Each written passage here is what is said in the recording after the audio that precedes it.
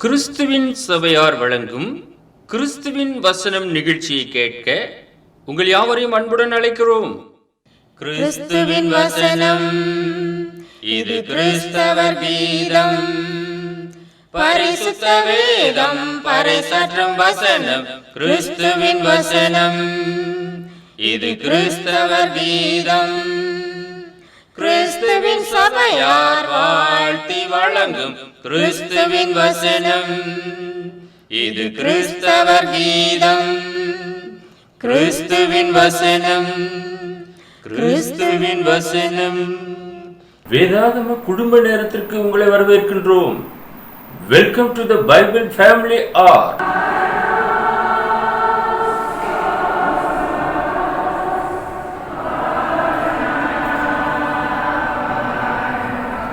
நம்முடைய ஆண்டவரும் இரட்சகருமாகிய இயேசு கிறிஸ்து சொல்லியிருக்கிறார், வேத வாக்கியங்களை ஆராய்ந்து பாருங்கள், அவைகளால் உங்களுக்கு நித்திய ஜீவன் உண்டென்று எண்ணுகிறீர்களே, என்னை குறித்து சாட்சி கொடுக்கிறவைகளும் அவைகளே என்று.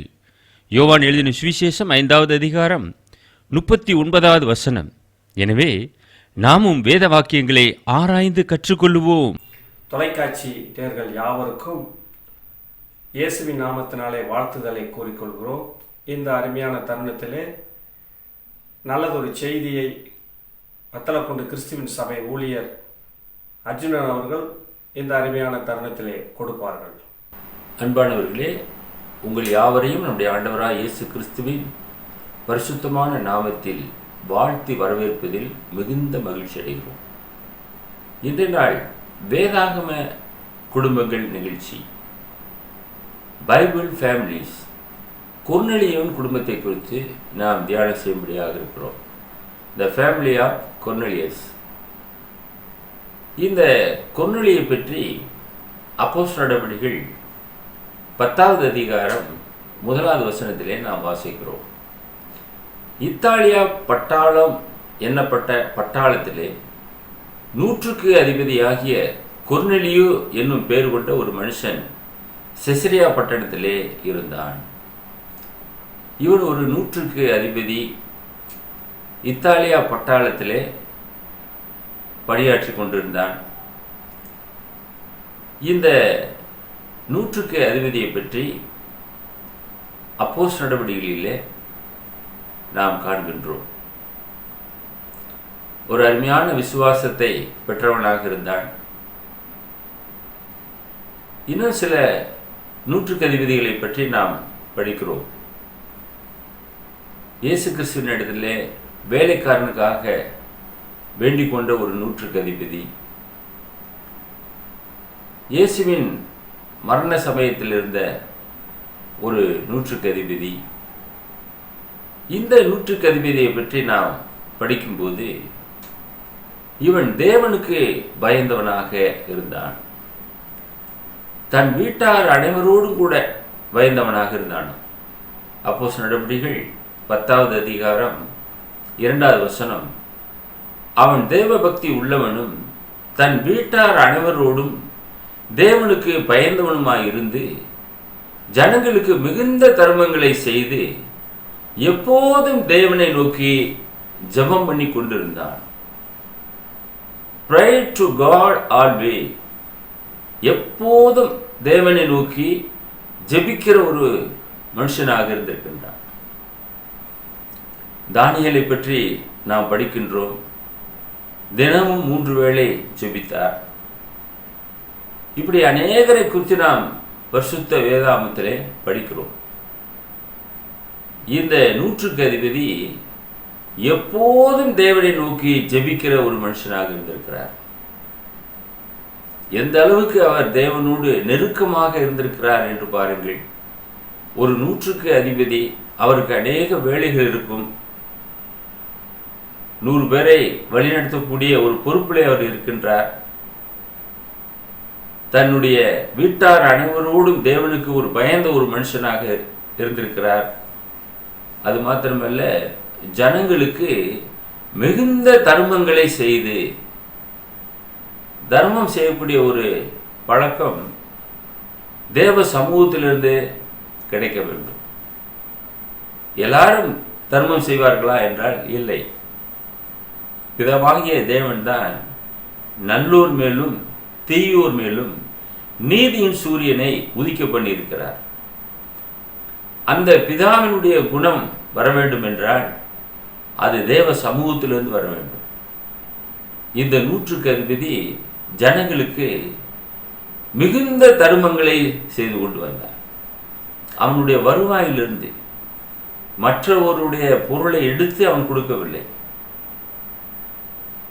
தனக்கு தேவைக்கு போக இருக்கிற காரியங்களை தான தர்மங்கள் செய்யக்கூடிய ஒரு பழக்கம் அவனுக்குள்ளாக இருந்தது. இரண்டாவது, இவனுடைய ஜெபம் வீணாய் போகவில்லை, தேவ சமூகத்திலே கேட்கப்பட்டது. அப்போஸ்தலர் நடவடிக்கைகள் 10வது அதிகாரம் 3-4 வசனங்கள். பகலில் ஏறக்குறைய 9ஆம் மணி நேரத்திலே தேவதூதன் தன்னிடத்தில் வரவும் கொர்நேலியுவே என்று அழைக்கவும் பிரத்யட்சமாய் தரிசனம் கண்டு அவனை உற்று பார்த்து பயந்து, ஆண்டவரே என்ன என்றான். அப்போது அவன், உன் ஜெபங்களும் உன் தர்மங்களும் தேவனுக்கு நினைப்பூட்டுதலாக அவர் சந்நிதியில் வந்து எட்டியிருக்கிறது. Thy prayers and thine alms are come up for a memorial before God. தேவ சமூகத்தில் வந்து எட்டியிருக்கிறது, அது வீணாய் போகவில்லை.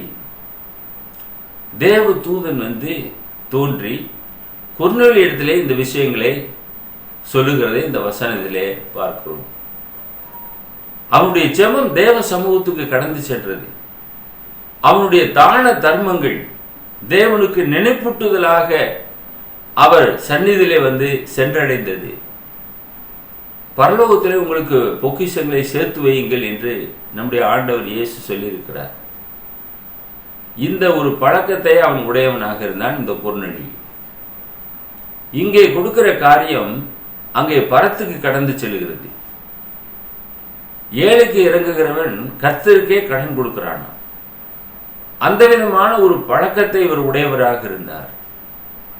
இவருடைய ஜெபங்களும் தான தர்மங்களும் தேவ சமூகத்துக்கே கடந்து சென்றது, அது வீணாய் போகவில்லை. இன்றைக்கு அநேகர் தாங்கள் செய்த காரியத்தை தாரை ஊதுவிப்பார்கள், அதை பிரபலப்படுத்த விரும்புவார்கள். நம்முடைய பலனை நாம் அடைந்து திருந்து விடுகிறோம்.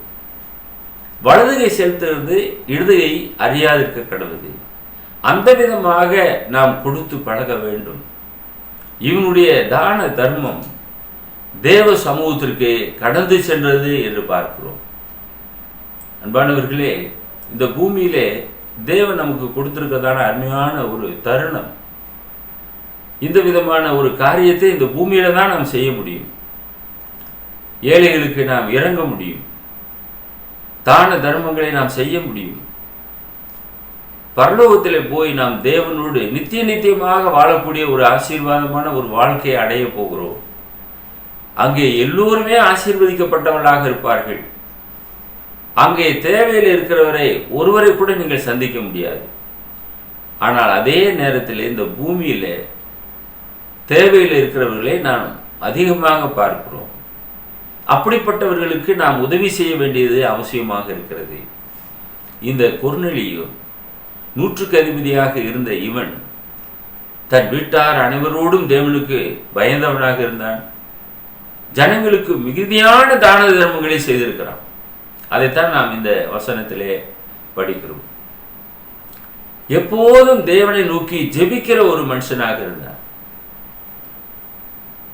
அப்போஸ்தலர் நடவடிக்கைகள் 10வது அதிகாரம் 5-6 வசனங்களிலே நாம் பார்க்கும்போது பேதுருவை அழைக்கும்படியாக அவனுக்கு ஆலோசனை சொல்லப்பட்டது. மேற்கொண்டு காரியங்களை பேதுரு உனக்கு சொல்லுவான்.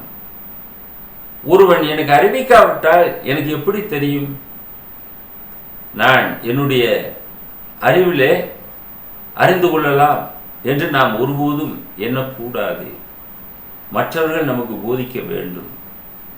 நம்முடைய ஆண்டவராய் இயேசு கிறிஸ்து இந்த பூமிக்கு வந்து பிதாவை நமக்கு வெளிப்படுத்தினார். அவரிடத்தில் கேட்ட சீஷர்கள் நமக்கு இன்னும் அதிகமாக வெளிப்படுத்தி இருக்கிறார்கள்.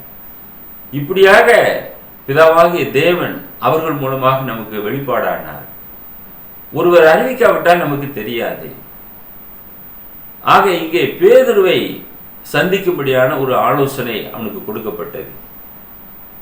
அப்போஸ்தலர் நடவடிக்கைகள் 10வது அதிகாரம் 5-6 வசனங்கள். இப்போது நீ யோப்பா பட்டணத்துக்கு மனுஷரை அனுப்பி பேதுரு என்று மறுபெயர் கொண்ட சீமோனை அழைப்பி அவன் தோல் பதனிடுகிறவனாகிய சீமோன் என்னும் ஒருவனிடத்திலே தங்கியிருக்கிறான். அவனுடைய வீடு கடலோரத்தில் இருக்கிறது. நீ செய்ய வேண்டியதை அவன் உனக்கு சொல்லுவான் என்றான். அந்த தேவதூதனே எல்லாவற்றையும் சொல்லியிருக்கலாம். ஆனால் அந்த தேவதூதன் என்ன சொல்லுகிறார்? நீ செய்ய வேண்டியதை அவன் உனக்கு சொல்லுவான். ஆக ஒரு பிரசங்கியார் அவசியம், ஒரு போதகன் அவசியம். மனிதனுக்கு ஒரு மனிதன் சொல்லி ஆக வேண்டும். இயேசு கிறிஸ்து அதான் மாம்சத்திலே வெளிப்பட்டார். இங்கே கொர்நேலியை பார்த்து கொண்டிருக்கிற தேவ தூதன் பேதுருவை சந்திக்கும்படியாக ஒரு ஆலோசனையை சொல்லுகிறதை இந்த வசனத்திலே பார்க்கிறோம். அன்பானவர்களே, அதை உடனே அப்படியே உள்வாங்கிக் கொண்டு இந்த 100க்கு அதிபதி ஆட்களை அனுப்புகிறதைத்தான் நாம் பார்க்கிறோம். அப்போஸ்தலர் நடவடிக்கைகள் 10வது அதிகாரம் 7-8 வசனங்கள். கொர்நேலியு தன்னுடனே பேசின தேவதூதன் போன பின்பு தன் வீட்டு மனுஷரில் 2 பேரையும் தன்னிடத்தில் சேவிக்கிற போர்ச்சேவகரில் தேவ பக்தி உள்ள ஒருவனையும் அழைத்து எல்லாவற்றையும் அவர்களுக்கு விவரித்து சொல்லி அவர்களை யோப்பா பட்டணத்துக்கு அனுப்பினான். உடனே தாமதம் இல்லாமல் இந்த கொர்நேலி இந்த வேலையை செய்ய ஆரம்பித்தார். ஒருவேளை அவர் தாமதப்படுத்தியிருந்தால் அவருடைய வீட்டிற்கு ரட்சிப்பு தாமதமாக கிடைத்திருக்கும். அந்த வேலையை உடனே செய்தார். சொன்னது யார்? தேவ தூதன். சற்றும் யோசிக்காமல் தாமதிக்காமல் தன் வீட்டு மனுஷரில் 2 பேரை தெரிந்தெடுக்கிறார். தன்னிடத்திலே சேவிக்கிற போர்ச்சேவகரில் ஒரு தேவ பக்தியுள்ள ஒரு மனுஷரை அழைக்கின்றார். ஆக 3 பேர். எல்லாவற்றையும் விவரித்து சொல்லுகிறார். நடந்த சங்கதிகள் எல்லாவற்றையும் தன்னுடைய வீட்டு மனுஷரில் 2 பேரிடத்திலே சொல்லுகிறார்.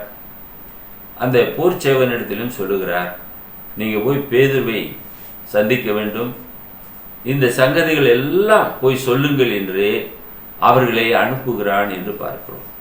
அன்பானவர்களே, தேவன் ஒரு காரியத்தை சொல்லியிருக்கும் போது நாம் உடனே அதற்கு கீழ்ப்படிந்து செயலாற்ற வேண்டியது அவசியமாக இருக்கிறது.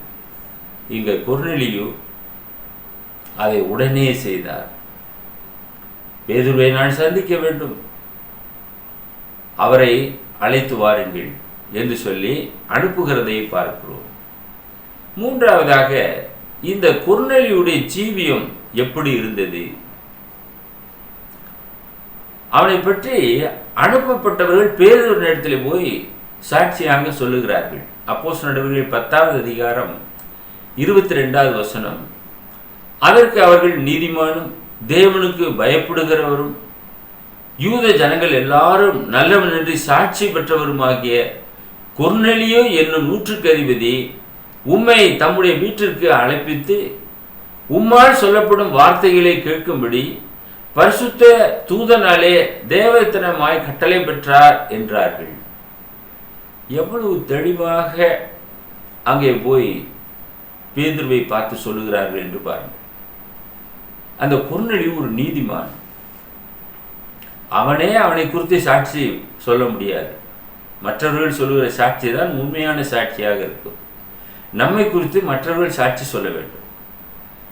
சில சபைகளிலே தவறாக எழுந்து அவர்களை குறித்து அவர்களை சாட்சி சொல்லுகிறார்கள். அதற்கு எல்லோரும் கரங்களை தட்டி சந்தோஷமாக ஆரவாரம் செய்கிறார்கள். என்னை குறித்து நானே சாட்சி சொன்னால் இந்த சாட்சி மெய்யாயிராது என வேதம் சொல்லுகிறது.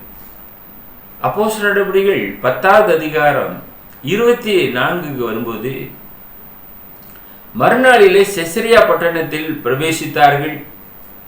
கொர்நேலியு தன் உறவின் முறையாரையும் தன்னுடைய விசேஷித்த சிநேகிதரையும் கூட வரவழைத்து அவர்களுக்காக காத்திருந்தான். Cornelius waited for them and had called together his kinsmen and near friends. உறவினர்கள் எல்லாரையும் கூட்டி வைத்து அங்கே காத்திருந்தான் என்று பார்க்கிறோம். ஊழியக்காரரை அழைத்தாச்சு, ஊழியக்காரர் வரப்போகிறார், அதற்கு வேண்டிய ஏற்பாடுகள் எல்லாம் செய்ய வேண்டும். அவருடைய வார்த்தைகள் வீணாய் போய்விடக்கூடாது. அங்கே உறவினர்களை அழைக்கின்றான், சிநேகிதர்களை அழைக்கின்றான். அங்கே எல்லாரையும் உட்கார வைத்து காத்திருக்கிறான். கர்த்தர் பேதுரு மூலமாக என்ன சொல்லுவார் அதை நாம் கேட்க வேண்டும், அதற்கு கீழ்ப்படிய வேண்டும். ஏனென்றால் தேவதூதன் சொல்லியிருக்கிறார், நீ பேதுருவை அலை என்று சொல்லியிருக்கிறார். அதற்காக அழைத்து இப்பொழுது காத்திருந்தான் என்று பார்க்கிறோம். அன்பானவர்களே, காத்திருக்கிறவர்கள் கடுகளை போல சட்டைகள் எடுத்து எழும்புவார்கள் என வேதம் சொல்லுகிறது. நாம் தேவ சமூகத்திலே காத்திருக்க வேண்டும். எவ்வளவோ விஷயங்களுக்கு நாம் காத்திருக்கிறோம். ரயில் பயணத்திற்காக ட்ரெயின் வருவரைக்குமாக காத்திருக்கிறோம். ஃப்ளைட்டில் பயணிக்கும் போது அங்கே 2 hours முன்னாடி நாம் கடந்து சென்று விடுகிறோம், அதற்கு காத்திருக்கிறோம். தேவ சமூகத்தில் நாம் எந்த அளவுக்கு நாம் காத்திருக்கிறோம்? ஆராதனை துவங்கி நடந்து கொண்டிருக்கும், எல்லோரும் ஆமேன் என்று சொல்வார்கள்.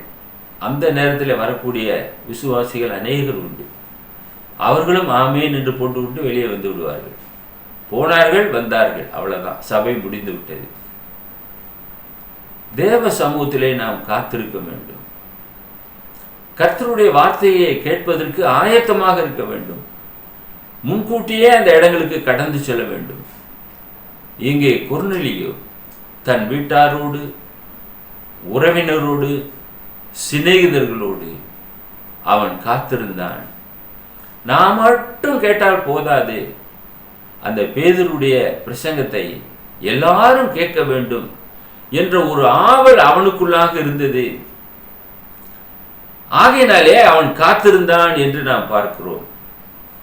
அன்பானவர்களே, நீங்கள் அந்த விதமாக காத்திருக்கின்றீர்களா? தேவ சமூகத்திலே காத்திருக்கக்கூடிய ஒரு பழக்கத்தை உருவாக்குங்கள். அப்போஸ்தலர் நடவடிக்கைகள் 10:25 நாம் வாசிக்கிறோம், பேதுரு உள்ளே பிரவேசிக்கிற போது கொர்நேலியு அவனுக்கு எதிர்கொண்டு போய் அவன் பாதத்தில் விழுந்து பணிந்து கொண்டான். அவனுக்கு செலுத்த வேண்டிய ஒரு மரியாதையை அவன் செலுத்தினான் என்று வசனத்திலே நாம் வாசிக்கிறோம். பேதுரு ஒரு தேவ மனுஷன். அப்போஸ்தலர்களிலே மிக ஒரு சிறப்பான ஒரு மனுஷன் என்றே நாம் சொல்ல வேண்டும். அவன் தான் முதலாவது எருசலேமிலே பிரசங்கித்தான். அவனுடைய பிரசங்கத்தை கேட்டு 3000 பேர் ரட்சிக்கப்பட்டார்கள் என்று அப்போஸ்தலர் நடவடிக்கைகள் 2வது அதிகாரத்திலே நாம் படிக்கிறோம். இந்த பேதுரு வந்திருக்கிறார், இயேசு கிறிஸ்துவோடு கூட உண்டு உறங்கி ஊழியத்திலே அதிகமாக ஈடுபாடாக இருந்தவர் அப்போஸ்தலனாகிய பேதுரு. அவர் வந்தவுடனே அவருக்கு எதிர்கொண்டு போனார் இந்த கொர்நேலியு. பாதத்தில் விழுந்து பணிந்து கொண்டார். எத்தனை பேர் ஊழியக்காரர்களை நாம் மதிக்க கற்றுக்கொள்கிறோம்? தேவ மனுஷன், நம்முடைய நன்மைக்காக அவர்கள் ஊழியம் செய்கிறார்கள், ஊழியக்காரர்கள். அப்படிப்பட்டவர்களை நாம் மதிக்க வேண்டும். அவர்கள் மூலமாக நமக்கு அநேக ஆசீர்வாதங்கள் தேவ சமூகத்திலிருந்து கிடைக்கும், அநேக நன்மைகள் கிடைக்கும்.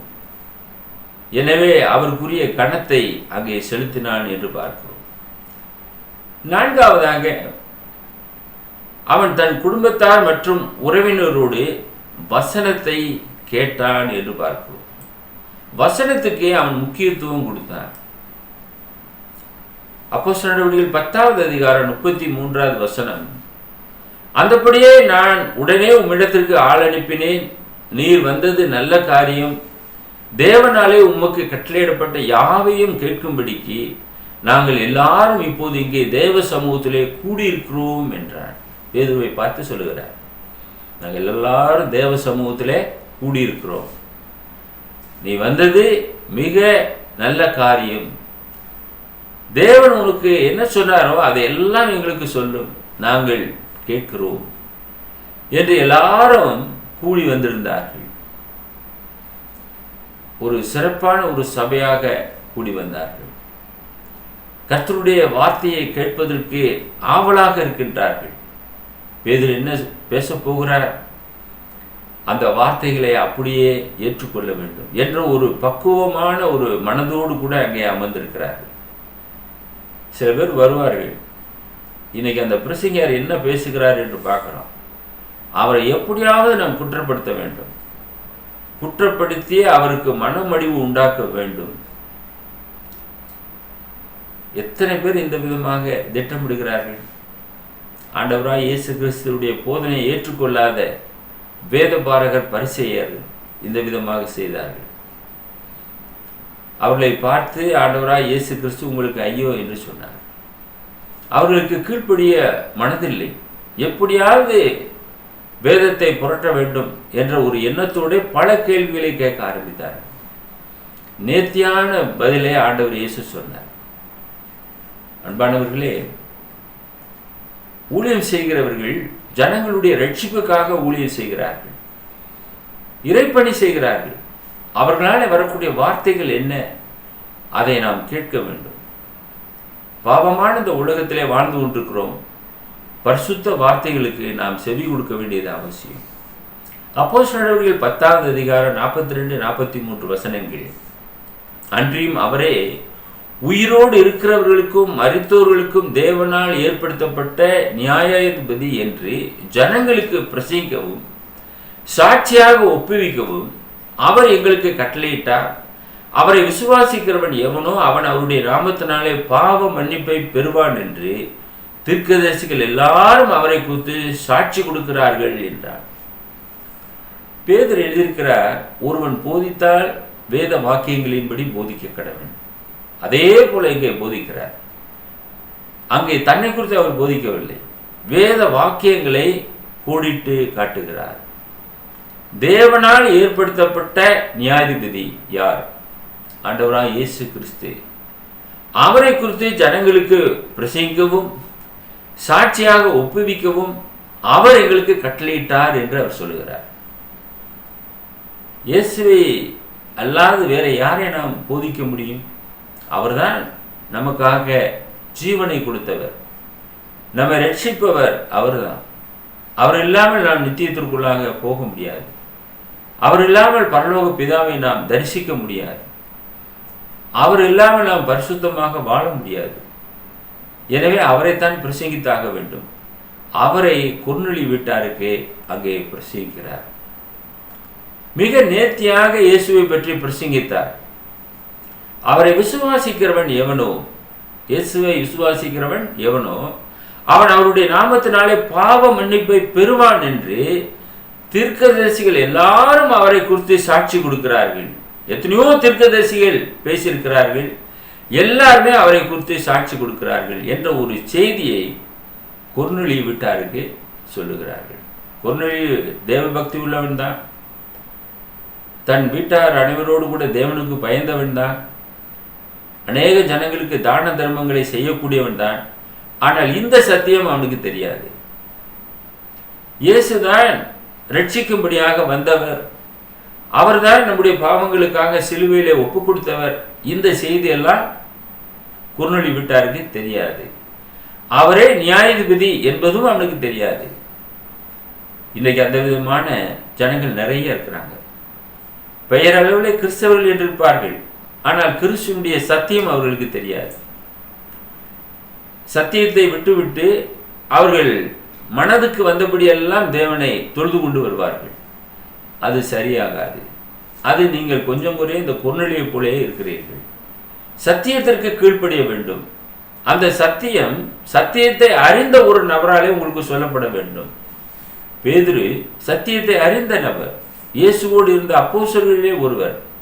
அவர் கொர்நேலியு வீட்டுக்கு இந்த செய்தியை கொண்டு வந்திருக்கிறார். அப்பொழுது என்ன ஆனார்கள்? அப்போஸ்தலர் நடவடிக்கைகள் 10வது அதிகாரம் 48வது வசனம், கர்த்தருடைய நாமத்தினாலே அவர்களுக்கு ஞானஸ்நானம் கொடுக்கும்படி கட்டளையிட்டான். அப்பொழுது சில நாள் அங்கே தங்கும்படி அவனை வேண்டிக் கொண்டார்கள். கொர்நேலியு அவனுடைய வீட்டார் அனைவரும் ஞானஸ்நானம் பெற்றார்கள். அங்கே பேதுருடைய பிரசங்கத்தை கேட்டு உடனே தாமதமின்றி கீழ்ப்படிந்தார்கள். அவனுடைய குடும்பத்துக்கு ரட்சிப்பு வந்தது.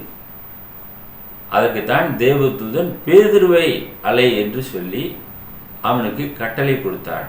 அதற்கு உடனே கீழ்ப்படிந்து கொர்நேலியு பேதுருவை அழைத்து அவனால் சொல்லப்படக்கூடிய அந்த வார்த்தைகளை கேட்டு குடும்பம் முழுவதுமாக கீழ்ப்படிந்து ஞானஸ்நானம் பெற்றுக்கொண்டார்கள். அது மாத்திரமல்ல, உறவினர், சிநேகிதர் எல்லாரும் கர்த்தருடைய வார்த்தையை கேட்கக்கூடிய ஒரு வாய்ப்பை கொர்நேலியை ஏற்படுத்தி கொடுத்தார் என்று பார்க்கிறோம். 5வதாக நமக்கான பாடம் என்ன?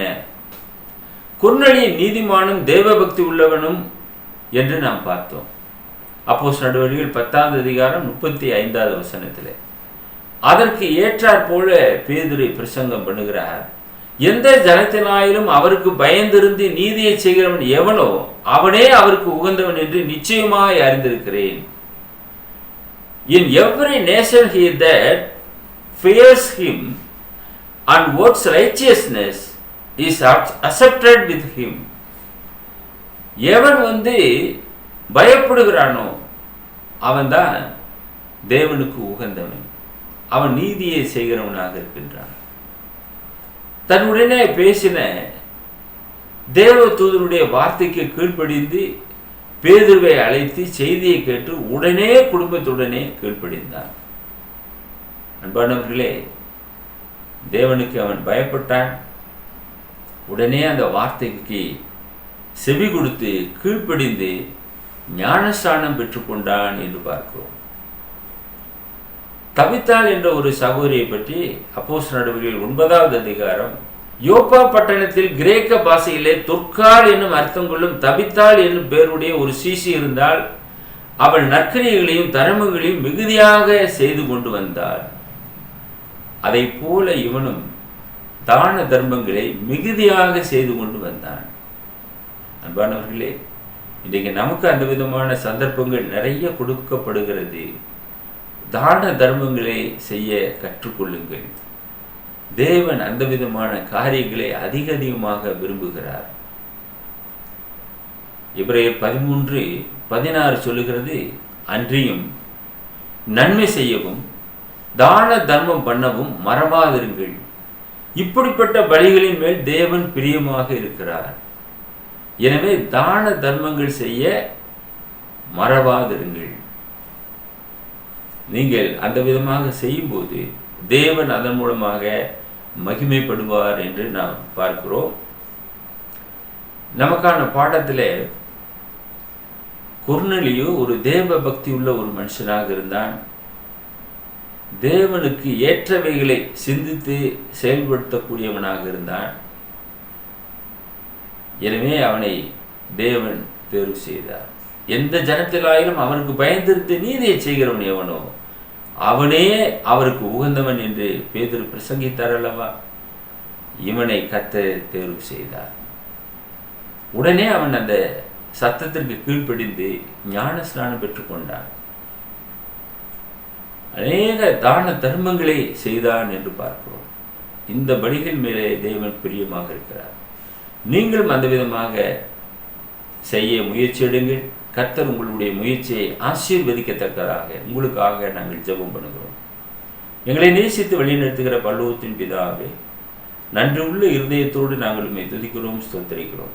கொர்நேலியைப் போல நாங்கள் உமக்கு பயந்து கீழ்ப்படிந்து தான தர்மங்களை செய்கிறதிலே உற்சாகம் உள்ளவர்களாக இருக்க இந்த வார்த்தைகள் மூலமாக எங்களை உற்சாகப்படுத்தின தயவிற்காக நன்றி செலுத்துகிறோம். இந்த நிகழ்ச்சியை பார்த்து கொண்டிருக்கிற அருமையான நேயர்கள் கொர்நேலியைப் போல தங்களை முழுவதுமாக மாற்றி அமைத்து உமக்கு ஏற்றவர்களாக வாழ அவர்களை கரம்பிடித்து வழிநடத்திட வேண்டுமாய் எங்கள் அன்பின் ஆண்டவர் இயேசுவின் விலையேற பெற்ற நாமத்தில் இந்த ஜெபத்தை தாழ்மையோடு ஏறெடுக்கிறோம் எங்கள் பரலோகத்தின் பிதாவே, ஆமென். 50509 Email address urgentandglory@gmail.com. view our The Word of Christ program on YouTube channel. May God bless you all.